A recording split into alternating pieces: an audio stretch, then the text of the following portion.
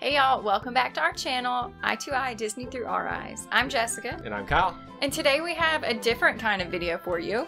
It's gonna be kind of vlog style after this intro, so bear with us. It's pin trading time! Woo!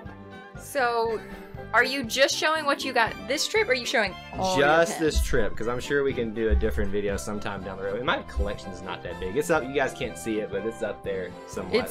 I mean, it's big for you only doing it these last two trips. It I feel like is. amateur status is pretty good. Well, I am an amateur at it, but I'm going to show you what I collected on this trip.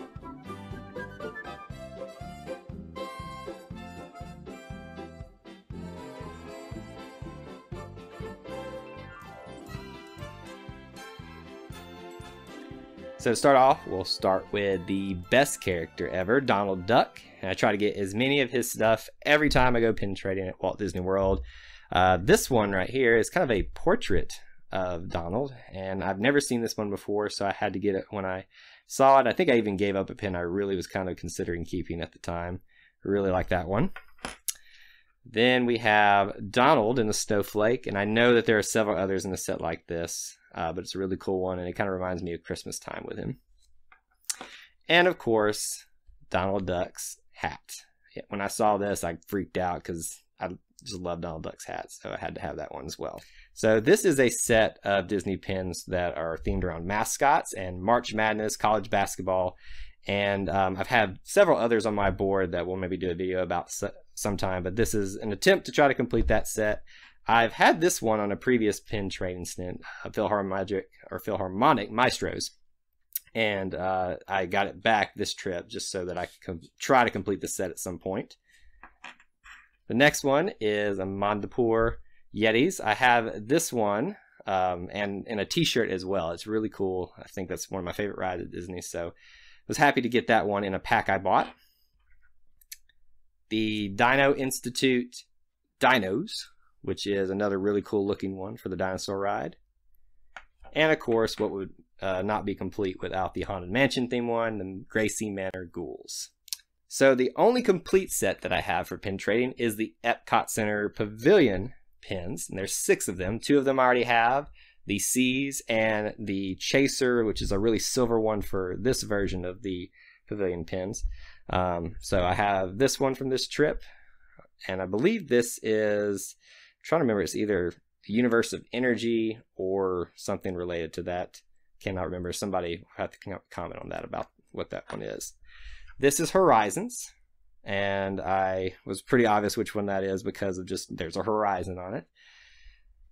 My favorite pavilion at Epcot, Living with the Land, or just the Land Pavilion. Living with the Land is the ride. And then the World of Motion as it used to be, but which is now the Test Track ride. So that is my first complete set for pin trading. And what pin trading stint would be complete without a bunch of Star Wars stuff? As you can tell, I racked up on the Bounty Hunter, the Mandalore symbols here. This is the first one that I found. Really cool looking one. It kind of has the fangs bleeding out on the side.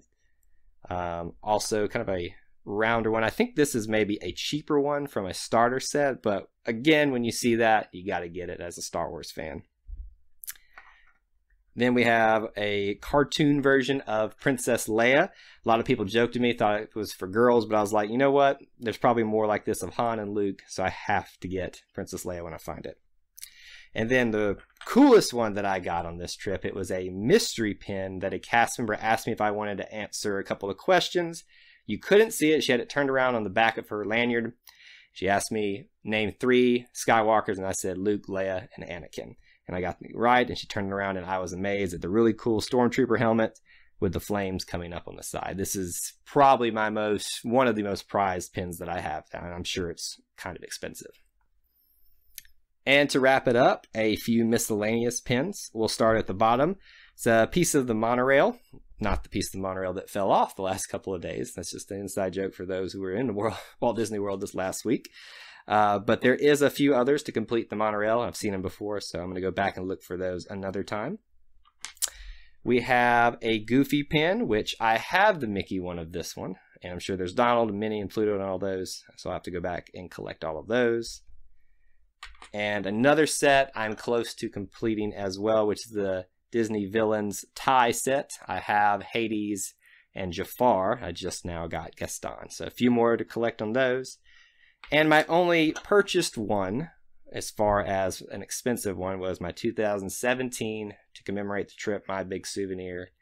And it's really pretty, lots of color. I really, really like this one.